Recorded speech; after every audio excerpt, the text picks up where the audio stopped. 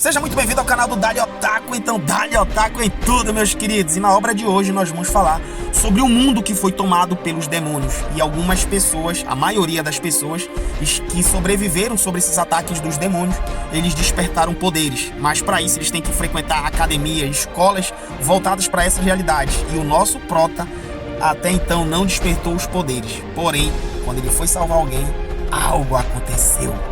E ele agora tem o poder de um demônio com ele. Quer saber mais da história?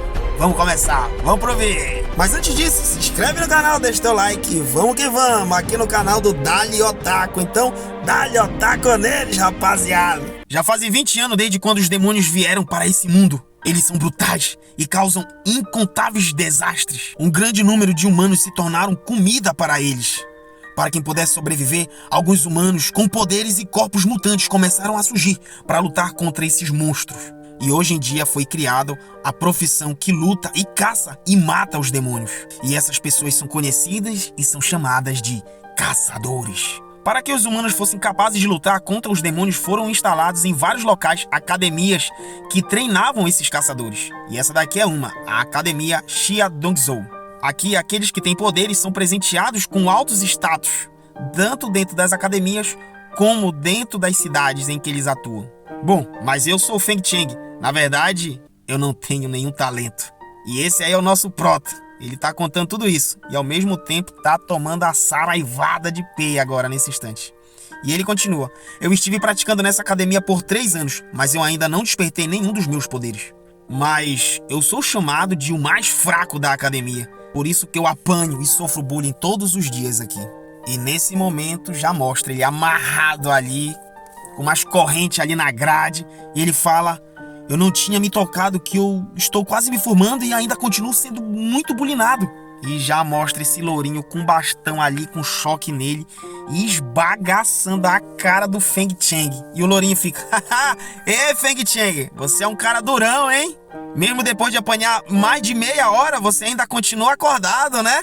Você é forte. E o lourinho continua, a regra da academia é que se você não se tornar um caçador, você não poderá se formar.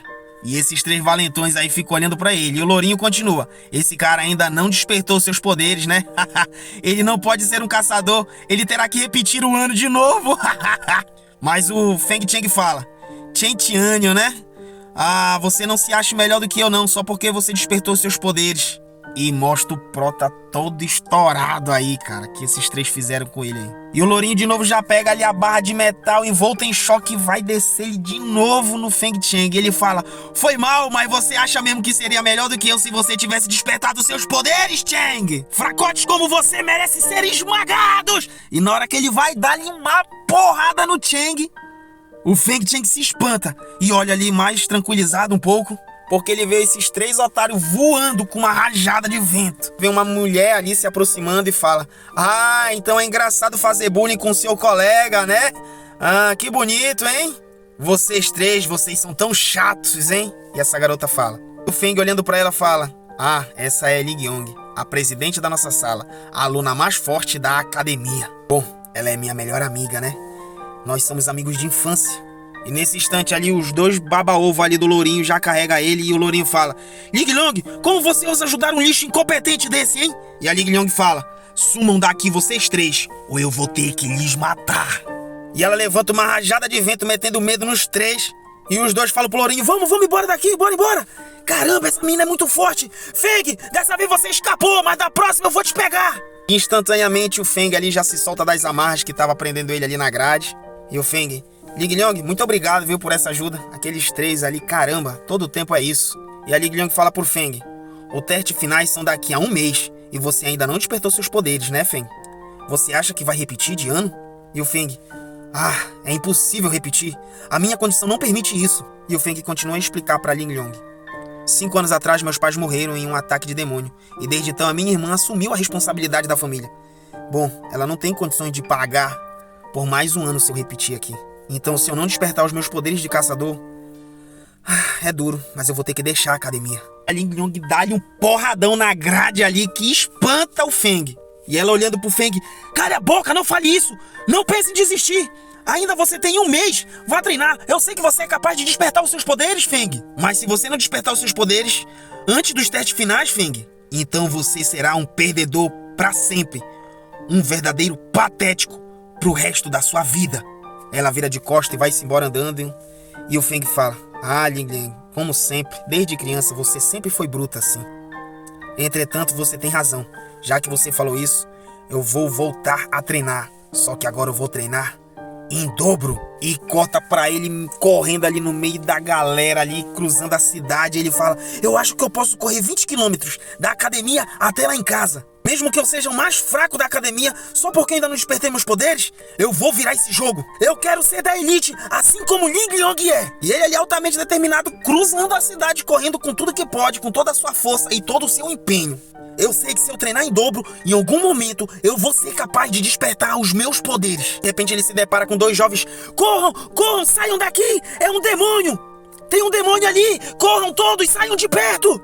E tem essa criança correndo ali, tentando fugir do demônio. A todo custo ela fica gritando: socorro, socorro, alguém pode me ajudar? E o Feng só observando ela, esse demônio aí com 4 olhos, completamente perverso. E ele tá olhando pra essa jovenzinha e ele: achei meu alimento. E o Feng fala: aquele monstro, ele apareceu. Ele é o da classe D, da cidade aqui de perto. Ele é o Blade. E o Blade já pega ali sua mão, já vai macetar ali em cima da jovenzinha.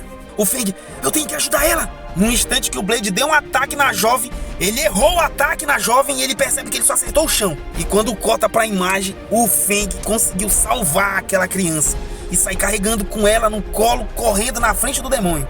E o Feng para pra pensar: que merda, eu acho que eu devo estar louco. Como é que eu pude não parar em pensar e fui salvar essa menina? E olha quem vem, meu amigo, atrás do Feng. É o demônio Blade. O Blade já chega, meu irmão, com sangue no olho, enfincando uma lâmina que ele tinha grudado bem no seu braço. E atravessa o Feng. E o Feng: ai, desgraça, tá doendo! E a menina: irmãozão, irmãozão! E o Feng fala pra ela: corra, saia daqui, saia daqui. E ela: calma, irmãozão, eu vou atrás de alguém pra te salvar. E mostra a lâmina do Blade atravessado no Feng, meu amigo. E o Blade ali atrás. O Blade vai lá e joga o Feng com tudo em cima das pedras ali. O Feng cospe ketchup ali e ele fala: como é que eu pude ter sido tão estúpido assim e não parar pra pensar e fui querer salvar aquela menina? Estou aqui. E o Blade o Feng continua a olhar pro demônio e fica pensando: esse bastardo desse demônio desgraçado dando essa risada. Ai, que medo, eu tô com medo. Eu sei que eu vou ser sua refeição a partir de agora. E lá vem o Blade, meu amigo, andando na direção do Feng.